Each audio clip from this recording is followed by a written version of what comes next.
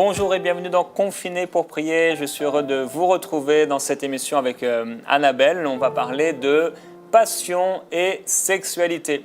Et c'est la fin bientôt, demain, de cette saison Confiné pour prier. Et dans cette saison de confinement qui s'achève, on espère que ce sera la fin pour de bon, les couples ne font pas que de prier. Ah bon? Non, en effet. Et les couples sont appelés à garder la passion et à vivre une sexualité comme Dieu l'a voulu, comme Dieu l'a désiré dans le cœur de Dieu. Et il y a vraiment un verset particulier qui m'est revenu à chaque fois que je pensais à cette émission. C'est un verset qu'on connaît tous. Le plus grand des commandements, tu aimeras le Seigneur de tout ton cœur, de toute ton âme et de toute ta pensée ou de toute ta force. Et je crois que de la même façon à laquelle on est appelé à aimer Dieu, on est appelé à aimer Dieu avec passion, on est appelé à l'aimer comme le dit ce verset, vraiment de tout notre cœur, donc du plus profond de notre être, avec toutes nos pensées, mais aussi avec toutes nos forces, donc tout notre corps.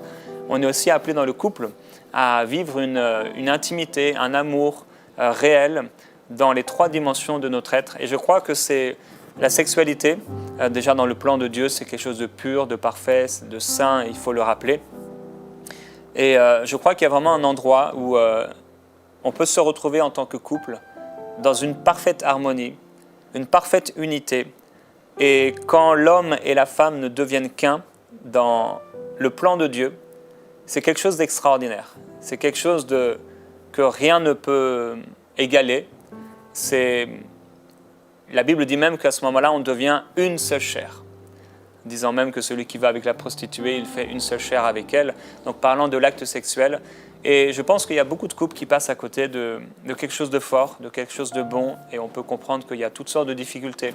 Et vous vivez vous-même peut-être dans une difficulté de couple, mais je crois que Dieu, et nous croyons que Dieu est capable de transformer le mal en bien, et les situations les plus terribles en situations de bénédiction et de gloire. Et nous croyons et nous voulons déclarer que la douce pluie du ciel, la bénédiction et la faveur de Dieu vient sur votre couple dans le nom du Seigneur Jésus-Christ. Et si vous n'êtes pas marié, on veut déclarer que tous les désirs de votre cœur, Dieu vous les donne selon qu'il est écrit dans la parole de Dieu.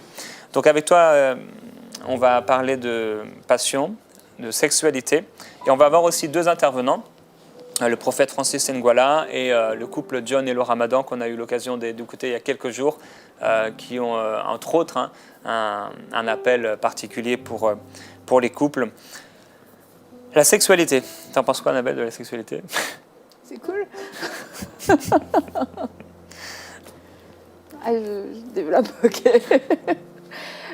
Oui, la sexualité, on a souvent dit la sexualité, c'est un sujet tabou, particulièrement dans le monde chrétien. Je trouve que de plus en plus, on en parle, que de plus en plus, ça devient un sujet de moins en moins tabou. Il faut quand même veiller à bien en parler et puis, comme dans tous les sujets, en fait, s'assurer qu'on a la pensée de Dieu. Et une des pensées de Dieu, c'est que la sexualité, c'est pas comme aller chez le dentiste. C'est pas un devoir, c'est pas une obligation, quelque chose qui va être dur, qui va être difficile et puis peut-être casser un peu le cliché. La sexualité, c'est pour les hommes, les femmes, elles subissent la sexualité. En fait, la sexualité, c'est un cadeau qui a été donné à l'homme et la femme dans le cadre du mariage. Donc, en fait, la femme a sa part dans la sexualité, sa part à donner, mais aussi sa part à recevoir. Et je pense que c'est important de sortir peut-être de ces clichés, surtout pour les femmes. On fait notre devoir conjugal et puis on fait notre devoir conjugal, agréable, pas agréable. En fait, non, on a vraiment une part à donner et une part à recevoir. Et cette part à recevoir, c'est ce qui va peut-être créer toute la différence dans la vie de plusieurs femmes, mais du coup dans la vie de plusieurs couples. On n'y va pas reculons, c'est pas la punition non plus, la punition du vendredi soir ou je sais pas quoi, mince. Ça fait partie de la vie de couple et c'est quelque chose de bon, c'est quelque chose en tant que femme qu'on peut aimer, qu'on peut nourrir sans pour autant être une femme impure, une femme sale et avoir des problèmes. Non, c'est c'est normal d'une femme dans un couple qui a des désirs pour son mari. Ces désirs se porteront vers son mari et ce sont des désirs, c'est pas une obligation. Un désir, c'est une envie, c'est quelque chose qui va nous faire plaisir, quelque chose qu'on a envie de faire. Et là, du coup, on enlève toute la dimension du côté négatif, du côté lourd, du côté pénible, du côté douloureux. Bien sûr, je parle pas je parle pas dans des situations abusives et tout ça. Je parle vraiment dans le cadre du mariage, oui, voilà, dans le respect. Mais même si on a un mariage qui fonctionne bien, ça se peut que quand même la sexualité, ce soit pas le gros délire. C'est le truc. On n'en parle pas, on ne sait pas comment en parler et beaucoup de femmes ne sont pas du tout épanouies dans leur sexualité et ne s'attendent pas à être épanouies dans leur sexualité parce qu'elles ne savent pas qu'elles peuvent l'être et que c'est leur portion, c'est ce que Dieu a voulu et je pense qu'à travers cette émission, beaucoup de femmes vont pouvoir expérimenter une délivrance. Amen. Donc on va parler de sexualité mais aussi de passion et pour ranimer la passion ou garder la passion dans un couple chrétien, il y a des choses qu'on peut faire parce que on dit souvent que la sexualité c'est la fin, on va dire, et le début ça commence par des petites choses. Quelqu'un a dit l'amour commence dans la cuisine et donc on a demandé au prophète Francis de nous répondre à cette question, comment on peut garder la passion dans un couple chrétien. Alors on vous écoute. Shalom peuple de Dieu, shalom à vous qui nous suivez en ce moment, que la grâce de Dieu soit avec vous. Une toute petite exhortation pour vous, surtout durant ce moment de confinement, c'est comment un couple chrétien peut-il garder sa passion. Je vais donner 7 clés rapidement et je sais que ces 7 clés vous feront un grand bien. La première clé, couple chrétien, ayez l'habitude d'avoir des sorties en amoureux. Sortez en amoureux. Ne vous encombrez pas toujours avec les enfants. Quelquefois, laissez-les à la crèche. Laissez-les auprès des amis, auprès des proches parents dont vous êtes sûr. Ensuite, sortez en amoureux. Passez-vous la main autour de la hanche. Parlez un peu de vous. Pasteur, ayez des moments où vous parlez de vous et de votre femme.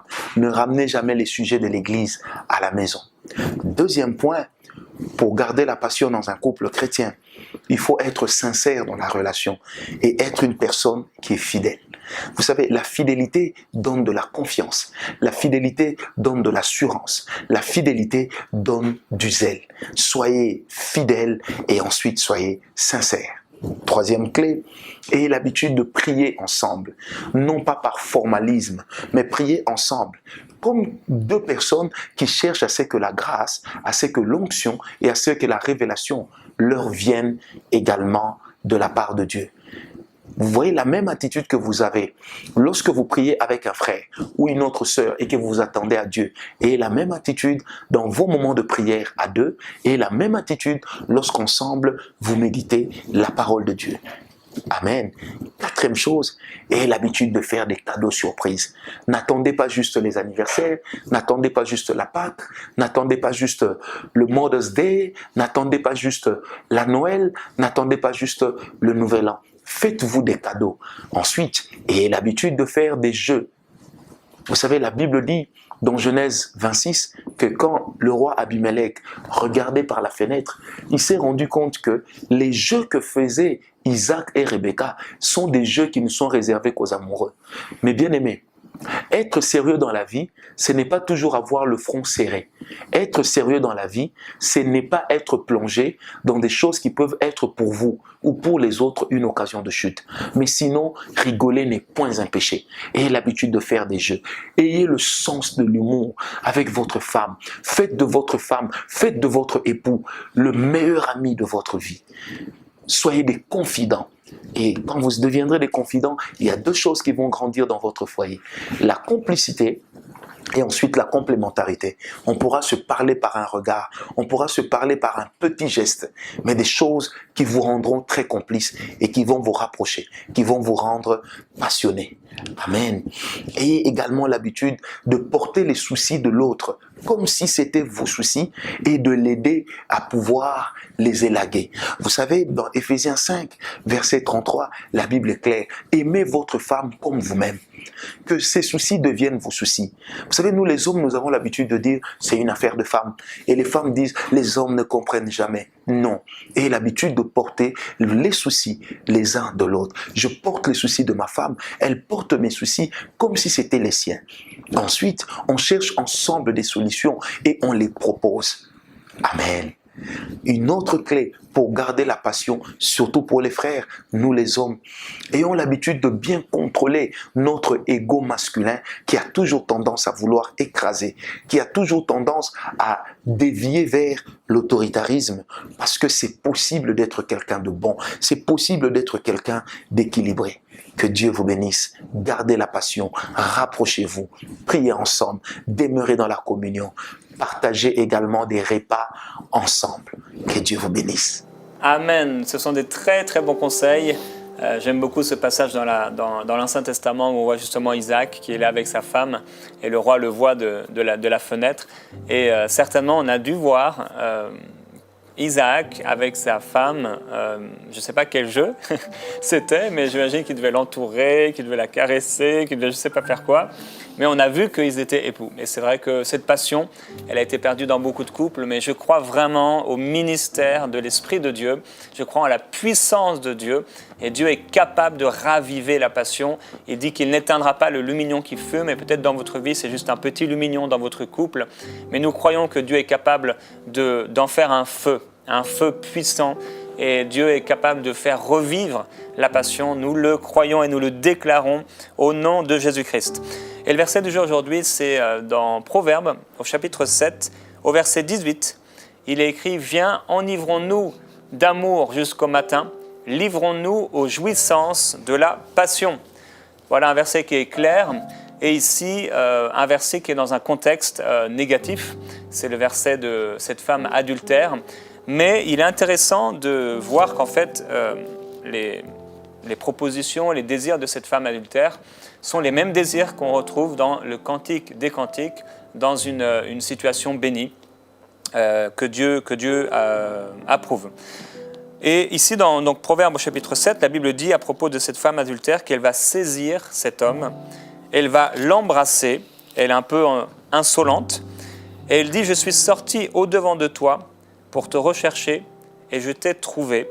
J'ai garni mon lit de couverture, de tapis de fil d'Égypte.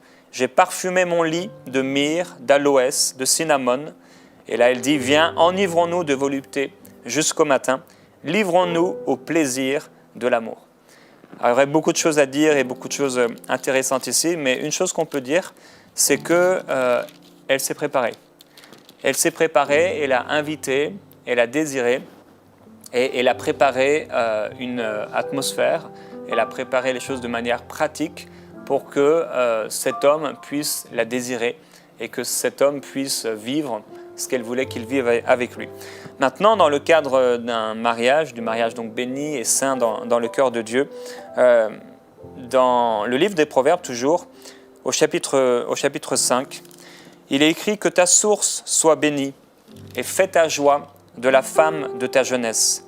Biche des amours, gazelle pleine de grâce, sois en tout temps enivrée de ses charmes. » Alors, ceux qui ont traduit la Bible l'ont fait avec beaucoup de pudeur, puisqu'en fait, littéralement, il est écrit « Sois en tout temps enivrée de ses seins. » C'est ce que c'est écrit, c'est ce qu'il est écrit. « Sans cesse épris de son amour. » Et c'est pourquoi il écrit au verset suivant « Ainsi pourquoi, mon fils, serais-tu épris d'une courtisane et embrasserais-tu le sein d'une inconnue ?» Oui, un mari peut embrasser le sein de sa femme, c'est tout à fait biblique.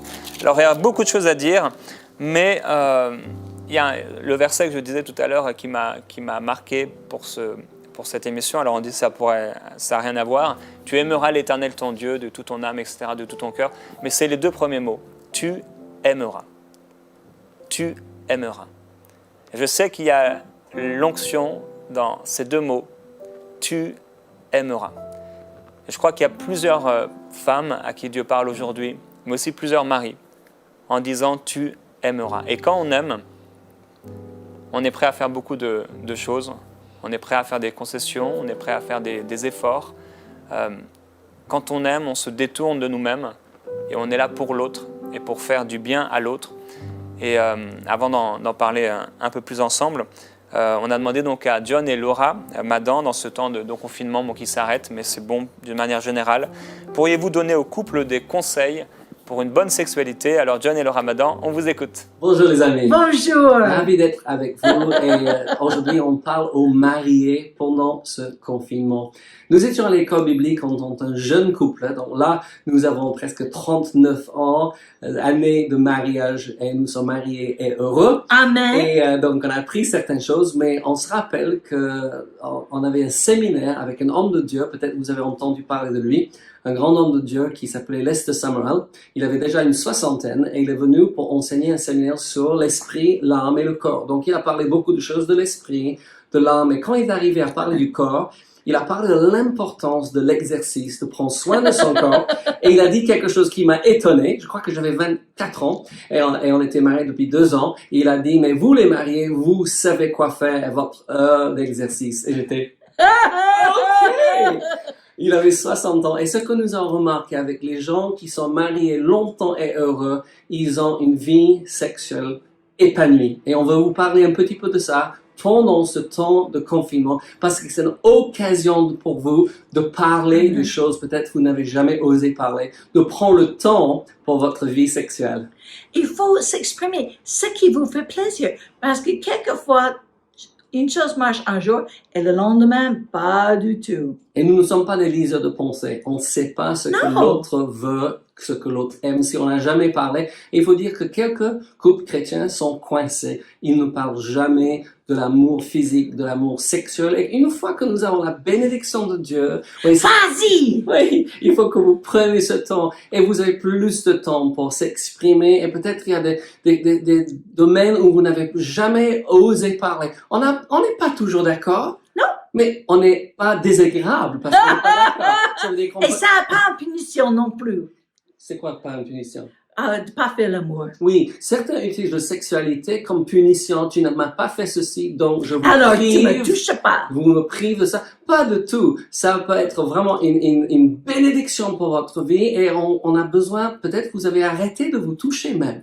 Et donner des bisous et des câlins et des massages. Oui, il y a tout le temps nécessaire pour vraiment réveiller l'amour. Oui, on a cette magnifique chapitre, tu aimes ce chapitre, Amen. n'est-ce pas? Le C'est le livre, cantique, excusez-moi. Et il dit à plusieurs reprises, parce qu'il parle aux gens qui ne sont pas mariés, ne réveillez pas l'amour avant son temps. 3 fois, il dit Oui, ça. mais pour vous qui êtes mariés, on vous dit, Réveillez l'amour. réveillez l'amour, réveillez cette passion. Vous Oui. êtes mariés avec des désirs, avec une envie d'être ensemble. Avec le bénéfice, avec la bénédiction de Dieu et l'aide du Saint-Esprit. Et ça, c'est bien aussi. Donc, prends le temps, oui, parlez, Éclatez-vous. éclatez-vous, oui, exactement.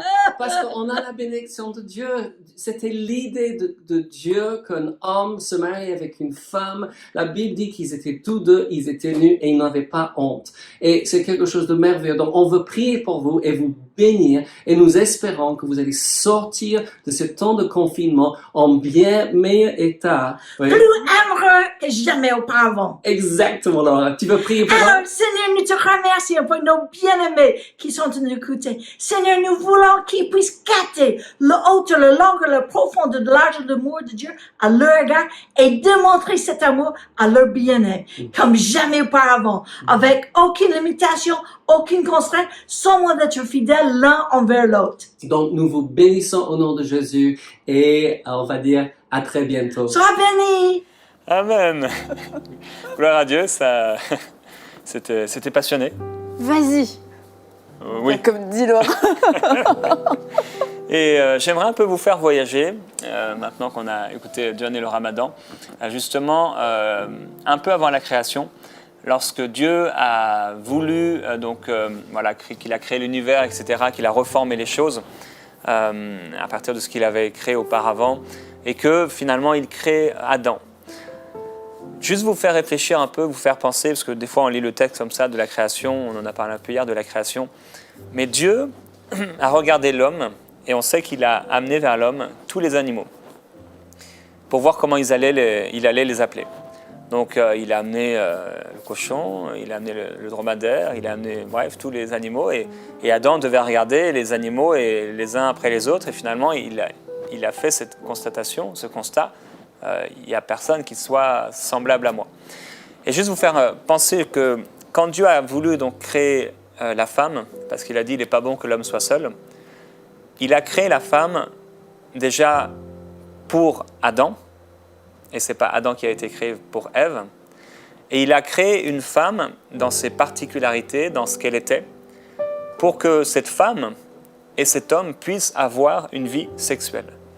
C'est pur et c'est parfait dans le cœur de Dieu.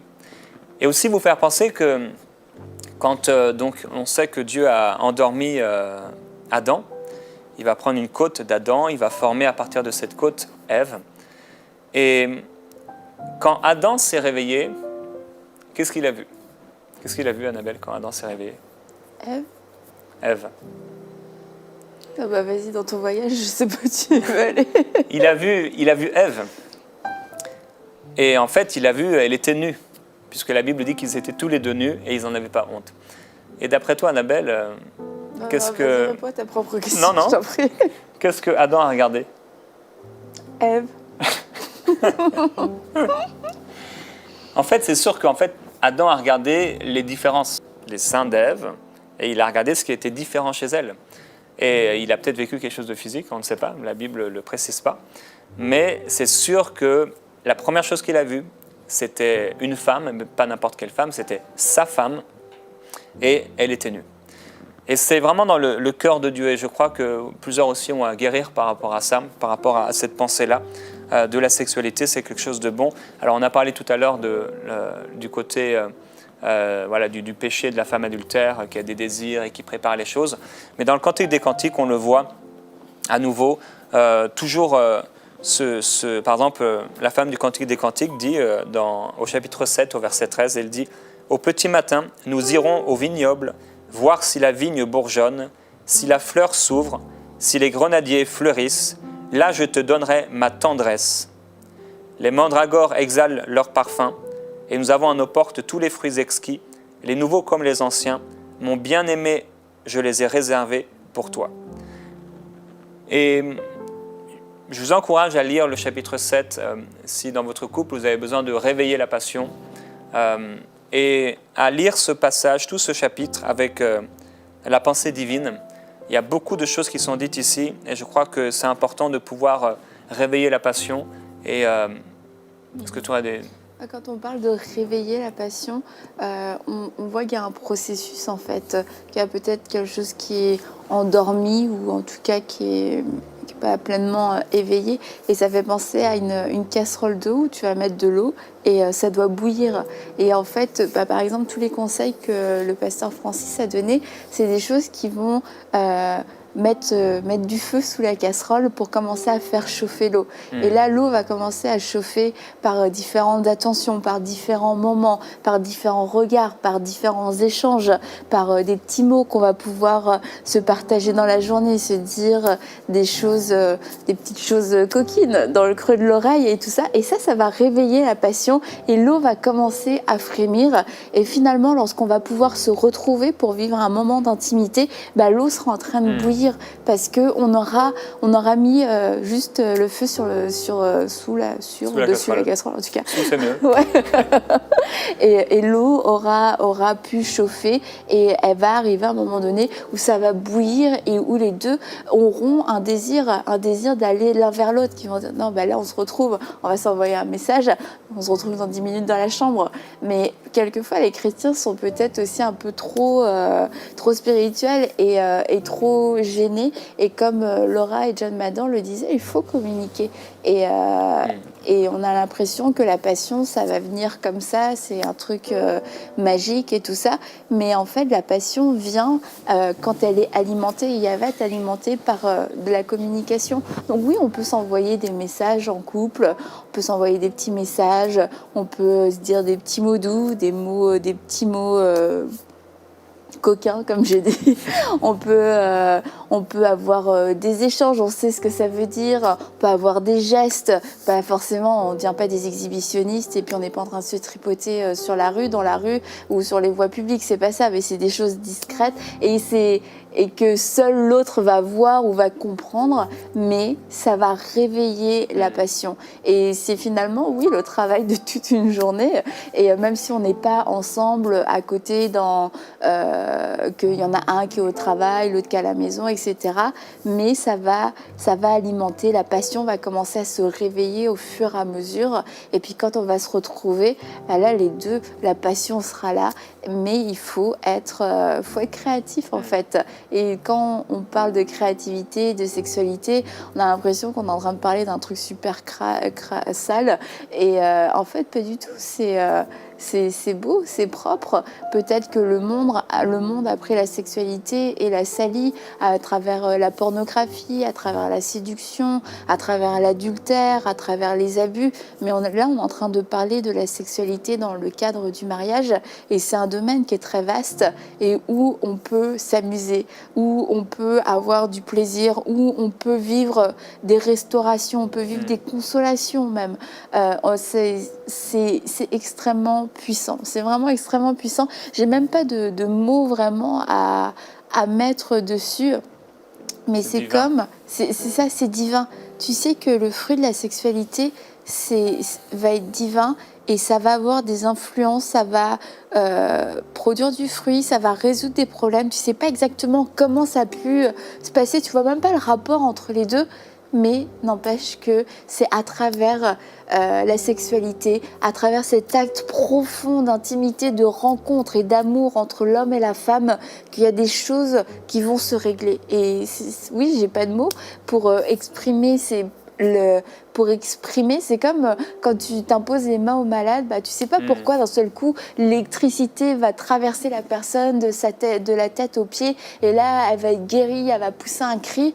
Puis elle est guérie en fait. Mais pourquoi l'électricité? Pourquoi la main? Pourquoi bref, il y a plein de questions comme ça et on peut essayer de décortiquer l'onction sous tous ses aspects. On peut comprendre certaines choses, mais il y a des choses, c'est Dieu, c'est divin. Et en fait, il y a une onction dans la sexualité et il se passe quelque chose lorsqu'un couple se rencontre, lorsqu'un couple fait l'amour, il se passe quelque chose et ça peut être des guérisons, ça peut être des réconciliations, ça peut être une fortification, ça peut être une vision, ça peut être un tas de choses, mais c'est divin et c'est bon. Et un couple qui ne vit pas de sexualité est un couple qui se prive de quelque chose et qui aussi ne vit pas la pleine bénédiction que Dieu a donnée au couple. Et c'est pas juste l'acte sexuel, c'est juste, on va dire, c'est juste pour le corps, pour soulager un besoin, etc. Non, c'est beaucoup plus que ça. Et c'est pour ça que dans la Bible, on a cette invitation à ne pas se priver l'un de l'autre, parce qu'il y a vraiment une bénédiction extraordinaire qui en découle. Ouais, c'est ça, ne pas se priver l'un de l'autre. Le conseil apporté par l'apôtre Paul, c'est pas simplement pour pas commettre l'adultère, oui, mais c'est parce que c'est un tout, quoi. C'est vraiment tout. Et je suis assez étonné, je voudrais parler aux frères particulièrement là maintenant, par rapport, je sais que plusieurs frères, vous êtes très très forts pour faire fonctionner des choses, vous êtes habiles de vos mains, voilà, vous connaissez, il y a certains, ils se connaissent en mécanique, mais vraiment de manière exceptionnelle. D'autres en informatique, ou certains c'est les jeux vidéo, vous êtes exceptionnellement bon, vous l'étiez dans votre jeunesse. Une dextérité dans les mains exceptionnelle. C'est ça. Et par contre, le fonctionnement de la femme, on comprend rien, quoi. Et je crois qu'il y a plusieurs époux en fait qui ne comprennent rien au fonctionnement de leur épouse et de la sexualité, parce qu'en fait ils arrivent au lit le soir, et il faut être concret, c'est important, ils arrivent au lit le soir et ils veulent faire l'amour avec leur femme et c'est un refus, c'est non, j'ai pas envie, voilà, etc. Mais en fait, c'est comme tu le disais, il faut que l'au bout, il faut préparer les choses à l'avance. Et on ne le prépare pas, on le dit toujours, c'est important parce qu'on veut arriver à là, mais c'est simplement parce qu'on aime. Tu aimeras. Et en tant que mari, je dois aimer mon épouse. Et tu as donné des exemples, mais c'est vrai, on construit en fait. On construit dans l'amour, on fait du bien, on va apporter des cadeaux, comme il a été dit, on donne des paroles valorisantes, des paroles qui édifient, qui font du bien, on va se faire des câlins, on peut mettre la main dans les cheveux, et ce sont des choses importantes. Alors c'est vrai, on parle des âmes perdues, c'est vrai, il y a des gens qui vont en enfer, mais c'est vrai aussi qu'on doit aimer, le mari doit aimer sa femme comme Christ a aimé l'Église, et c'est une importance énorme, parce que si le couple ne va pas, c'est beaucoup de choses qui ne vont pas. Et aussi pour revenir à la passion, c'est vrai qu'on peut avoir tellement de passion dans la vie et puis ne pas être passionné par son mari, ne pas être passionné par sa femme, et parce qu'on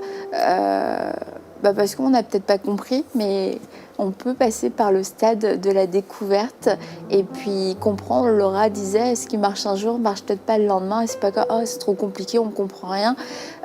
On est très persévérant dans plein de domaines de notre vie quand on veut utiliser quelque chose, lorsqu'on veut obtenir un certain résultat, et puis on peut facilement renoncer quand il s'agit du couple en fait.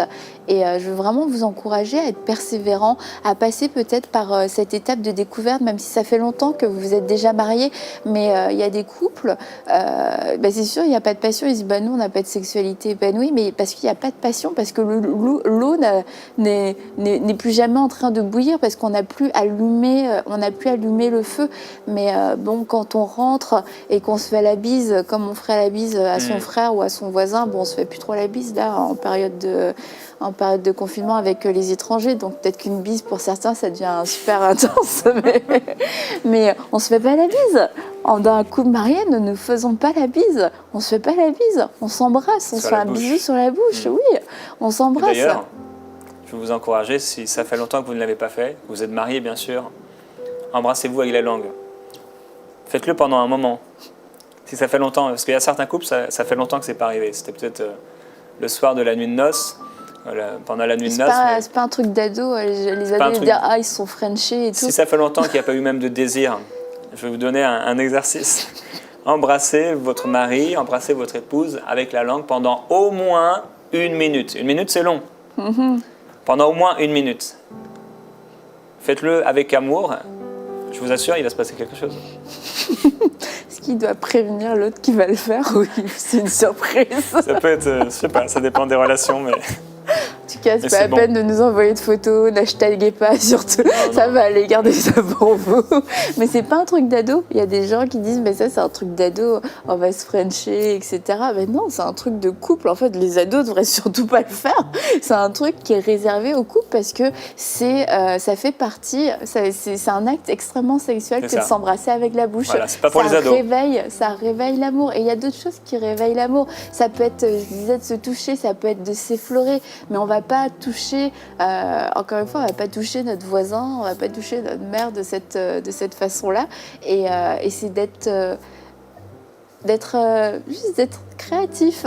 Et si on vit avec notre femme ou avec notre mari comme on pourrait vivre avec quelqu'un d'autre, c'est un signe que oui, la passion a peut-être été endormie, mais il va falloir juste rallumer le feu et la passion va revivre parce que c'est un processus naturel et on est fait pour s'aimer, de façon passionnée, on est fait pour avoir une sexualité épanouie, une sexualité passionnée et c'est l'inverse qui n'est pas normal. Donc si on rallume le feu et qu'on croit, qu'on a foi que Dieu va souffler sur notre couple, en fait la passion va renaître, la passion va revivre et même si on a déjà plusieurs années de mariage et un mariage épanoui, c'est pas un mariage où on a assez d'argent pour payer nos factures, où la maison est rangée et nos enfants disent bonjour et merci à tout le monde. C'est pas ça, c'est beaucoup plus que ça et parce que sinon on va s'ennuyer. Et on en parlait avant l'émission, on rigolait un peu, mais en tout cas pour nous c'est quelque chose dont on a parlé. Moi, je t'avais dit, puis ou c'est toi, je sais plus. Là, les gens, ils t'écoutent vraiment à fond. Hein. Je sais qu'ils sont en train de t'écouter parce qu'ils se demandent ce que tu vas dire. Ok, parce que genre, je suis moi-même, je suis en train de me demander ce que tu vas dire. C'est pas du tout bizarre. C'est pas du... C'est qu'on s'était dit, je sais plus toi ou moi, mais genre que moi, je voulais pas que tu m'appelles maman. Moi, c'est sûr. Je sais pas si c'est toi qui l'as dit ou si c'est moi qui l'ai dit, mais en tout cas, j'ai dit non, moi, je veux pas que tu m'appelles maman. Les gens sont déçus là, mais. Ah, je suis désolée. Et parce que pour moi, ça coupait la passion. Tu m'appelles maman, bah, je vois ta mère. Je l'ai jamais fait. Hein, non, mais si tu m'appelais maman, bah, je verrais ta mère. Et je voudrais pas que toi tu vois ta mère. Ni la tienne. Ouh, maman. C'est comme, non. Bonjour, belle maman. Hein. Dédicace. Donc, il y a des mots qui me sont réservés, c'est pour moi, et puis tu n'appelleras pas ta mère comme ça, et ta mère, tu vas l'appeler maman, mais moi, tu ne m'appelleras pas maman parce que je ne suis pas ta maman, Oui, et parce qu'on n'a pas... Pour nous, en tout cas, voilà, je ne dis pas que ça coupe la passion de tout le monde, mais pour nous, c'était pas du tout constructif de s'appeler papa ou maman l'un et l'autre. Et j'entends la déception de plusieurs femmes. Non, pas par rapport à ce que tu n'as pas dit, mais plutôt des femmes aussi qui sont déçues et qui se disent ouais, mais voilà, je vous aime bien les sourdrilles, mais vous, voilà, peut-être certains se disent bah, vous êtes jeune et tout ça. Bon, on a quand même pas mal d'années de mariage maintenant. Je suis pas si jeune que j'en ai l'air en plus. C'est ça, 60 ans quand même déjà. Mais moi, vous connaissez pas ma situation, etc. Et j'aimerais rappeler que la Bible dit qu'une femme peut gagner son mari même sans parole. Alors posez-vous la question, quand Pierre le dit, comment cette femme peut gagner son mari sans parole? Bah, je pense que la sexualité, c'est une façon de gagner son mari. Et une question à laquelle je t'invite à répondre. J'aime pas quand tu fais ça. Ouais, mais là, tu vois, dans Parole de femme, tu poses des questions aux gens, mais là, j'en profite. Il y a des femmes qui sont déçues. Parce qu'elles disent voilà, bah, mon mari me demande tout le temps, mais en même temps, bah, il a un mauvais caractère, il n'est pas facile, il est là, il est même peut-être même pas spirituel, etc. Et il a des attentes envers moi. Qu'est-ce que tu pourrais dire à ces femmes au point de vue de la sexualité? Déjà, je veux vous dire que ce ne sera pas par vos propres forces et que je comprends que dans certaines situations, le fait d'avoir une relation sexuelle avec cette personne qui, on a l'impression qu'il ne nous honore pas, qui ne nous aime pas, ça peut être juste quasiment contre nature. Mais d'un autre côté, pour certaines, vous veillez, vous priez, vous jeûnez, vous intercédez pour votre mari, mais vous ne voulez rien faire avec lui. Rien, et je ne parle pas que de la sexualité, vous le rejetez alors que vos prières, c'est de le gagner. Et je crois que oui, la sexualité est une solution, en tout cas une partie de la solution que Dieu donne pour toucher le cœur de votre mari. Et on ne peut pas faire des veillées de prière, faire des jeûnes pour dire Seigneur, touche mon mari, sans nous-mêmes vouloir le toucher et être touché par lui. Waouh, c'est puissant. Bravo. Donc on va prier parce que c'est un domaine important de nos vies de couple, très important. Dieu l'a voulu et ils étaient nus au départ. Et c'est le seul endroit, normalement, où il n'y a pas de honte rattachée à la nudité, c'est dans le couple. Il y a quelque chose à vivre et on va prier pour différents sujets par rapport à la sexualité. Père, on te remercie parce que la sexualité, ce n'est pas l'invention de Satan, ce n'est pas l'invention d'un homme, ce n'est pas l'invention d'un pervers ou de quelqu'un de bizarre, mais c'est ton invention. Et je veux d'abord prier, Père, que pour les personnes qui, justement, ont été trompées, ont eu des mauvais désirs, des mauvaises intentions, et qui ont laissé la place à des choses sales, à la pornographie, à des désirs mauvais, égoïstes. Et je te demande, Père, de libérer ces personnes, toutes celles et ceux qui veulent être libérés. Père, je te demande vraiment de libérer ces personnes. Il y a une femme qui dit, mais moi, mon mari est lié par la pornographie, comment je peux me donner à lui? Et Père, je prie pour cette femme, afin que tu illumines vraiment son intelligence. Et qu'elle puisse, à travers l'amour que tu as mis en elle, toi, Seigneur Jésus-Christ, qui t'es donné, qui nous a aimés avant qu'on t'aime, que d'une manière surnaturelle, pas avec ses forces, mais d'une manière surnaturelle, dans sa décision de faire le bien, elle puisse être portée par ta grâce et gagner son mari sans parole. Père, je prie pour les couples qui sont déçus, qui sont même dégoûtés de leur sexualité, qui dorment dos à dos dans le lit, l'un d'un côté, l'autre de l'autre. Certains même qui dorment dans des lits séparés. Père, je crois et nous croyons avec Annabelle en ta grâce et en ton onction. Nous croyons en la puissance de guérison. Et on te demande, Père, ensemble, viens toucher ces couples. Viens toucher ces couples et ces situations. Que la guérison germe, comme dit ta parole, elle germe. Ça veut dire qu'elle vient comme une graine. On n'entend pas de bruit. C'est doucement, un jour après l'autre. Et je prie que cette guérison dans la sexualité de ces couples germe et qu'elle puisse porter du fruit. Merci Seigneur. Et j'ai vraiment cette image juste avant de justement de cette de la guérison de la sexualité. C'est comme une plante qui germe. Et au début, on ne l'entend pas souffrir la plante, mais c'est vrai que ça craque. La graine doit craquer en fait pour pouvoir pousser. Et quand elle va sortir de la terre, il y a tout un travail pour monter. Et au début, on sent pas d'odeur, il n'y a pas que c'est juste une graine qui pousse. Mais au bout d'un moment, ça se fortifie, ça se solidifie, ça s'enracine, ça va puiser en Christ, pour ici l'image. Et au bout d'un moment, ça peut devenir un arbre et un arbre fruitier. Et là, on va en manger. Et il y a des femmes qui, vous m'écoutez, mais aussi des hommes.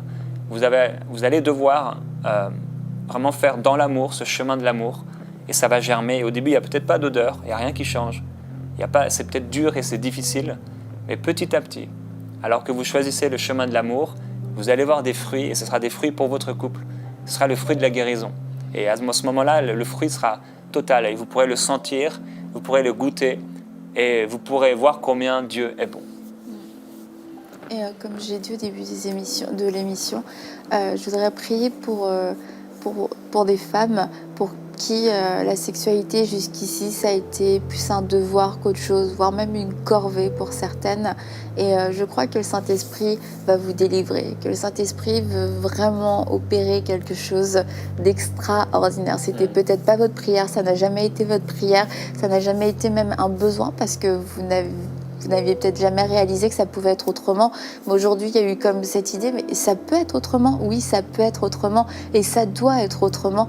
Et par la grâce de Dieu, par son action aussi. Alors, je vais prier pour vous. Si vous voulez vivre cette délivrance dans votre sexualité, vivre une sexualité épanouie, c'est pour vous maintenant. Seigneur, je te remets ces femmes qui ont vécu leur sexualité comme un fardeau, comme une corvée, comme un devoir, sans y prendre jamais aucun plaisir, qui l'ont peut-être subi, qui l'ont vécu sans y prendre vraiment part de tout leur cœur, de tout leur corps même. Je prie qu'elles soient libérées maintenant, dans le nom de Jésus. Oui, je prie qu'elles soient libérées. Si c'était des esprits religieux qui étaient venus étouffer, que ces esprits religieux quittent maintenant. Si c'était le fruit de blessures, je prie que ton action, Saint-Esprit, puisse maintenant venir les guérir dans leur cœur, guérir toutes ces blessures, ces appréhensions, ces faux préjugés, ces mensonges tout autour de la sexualité, et que tu puisses redonner une image qui soit la vérité, une image qui soit vraie, une image qui soit pure, qui soit belle. Merci parce que tu es en train de redonner, de renouveler l'intelligence et de montrer la sexualité telle que toi tu l'as créée. Et tu es en train de montrer à ces femmes, le Saint-Esprit est en train de vous montrer comment vous pouvez être épanouis dans votre sexualité. Comment est-ce que vous pouvez être cette femme qui se donne, cette femme qui s'offre, cette femme qui reçoit, cette femme qui s'épanouit dans la sexualité sans pour autant être une femme impure, une femme pécheresse. Le Seigneur est en train de renouveler votre intelligence. Merci Seigneur pour cette action que tu fais, cette action souveraine, cette action surnaturelle que tu es en train d'opérer. Merci parce qu'à cause de cette action, il va y avoir des guérisons dans les couples. Il va y avoir des problèmes qui traînaient depuis tellement longtemps qui vont trouver une solution. Oh, merci Seigneur, parce que tu vas utiliser cette sexualité épanouie pour guérir des couples. Tu vas utiliser cette sexualité saine et épanouie pour guérir des conflits, pour créer des espaces de communication, pour créer une nouvelle compréhension. Merci pour la passion qui renaît, pour ces femmes qui sont courageuses, ces femmes qui sont hardies, ces femmes qui se dépassent elles-mêmes pour manifester, pour démontrer leur amour, parce qu'elles ne sont plus timides, elles ne sont plus étouffées par un tas de préjugés, par un tas de peurs, par une mauvaise image d'elles-mêmes. Oh, merci Seigneur, parce qu'au-delà de la sexualité, tu opères de grandes délivrances. De grandes délivrances.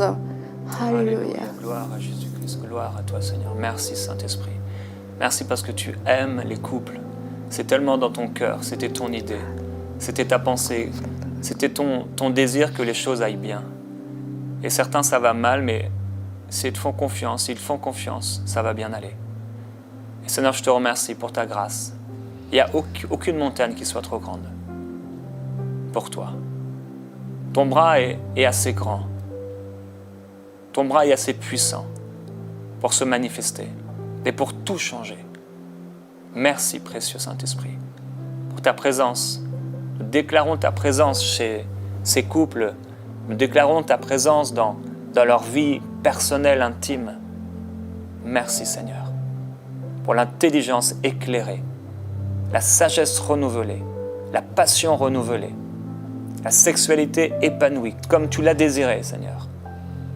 Au nom de Jésus-Christ. Amen. Gloire à Dieu. Et je veux, pour terminer, parler aux frères, mais aux sœurs également. Et mes frères, je veux vous encourager à être doux. Soyez doux envers votre épouse. Sois doux envers ton épouse. Pas de paroles blessantes, pas de paroles méchantes. Cherche pas ton intérêt, mais aime-la. Et essaie de découvrir ce qui lui fait plaisir. Et je veux t'encourager, alors que peut-être elle est en train de cuisiner, à venir juste derrière elle, et tu peux simplement lui caresser les épaules, passer ta main dans ses cheveux, l'embrasser dans le cou, lui dire simplement que tu l'aimes, lui demander si tu peux l'aider, faire quelque chose. Et arriver dans le lit, tu peux peut-être lui masser les pieds, lui masser les mains, fais-lui du bien sans rien t'attendre en retour. Juste. Et si c'est très difficile pour vous la sexualité, eh bien, mon frère, je permets de te tutoyer, fais-le un jour, 2 jours, 3 jours, même s'il ne se passe absolument rien. Je t'assure, tu sèmes dans l'amour, tu vas récolter dans l'amour pour ton couple. Alors, agis, relève la tête. Et si tu es une sœur, une femme, une épouse, et aussi c'est peut-être difficile, je veux t'encourager en tant que serviteur de Dieu dans la sainteté, à réfléchir devant Dieu à comment tu pourrais faire plaisir à ton mari. Peut-être c'est en faisant en sorte que tes enfants puissent aller quelque part et que tu achètes peut-être des choses, des sous-vêtements, je ne sais quoi, qui fera plaisir à ton mari et que tu prépares à l'avance quelque chose. Et on voit comme c'est terrible, cette femme adultère et prépare les choses dans le péché. Mais c'est la femme mariée qui doit préparer les choses dans la sainteté et dans l'amour. Alors prépare quelque chose pour ton époux et offre-toi à lui comme il est écrit dans la parole de Dieu. Et si vous avez besoin d'inspiration l'un et l'autre, lisez le livre des Cantiques, c'est extraordinaire et c'est glorieux. Et comme dirait Laura, allez-y, éclatez-vous. Amen.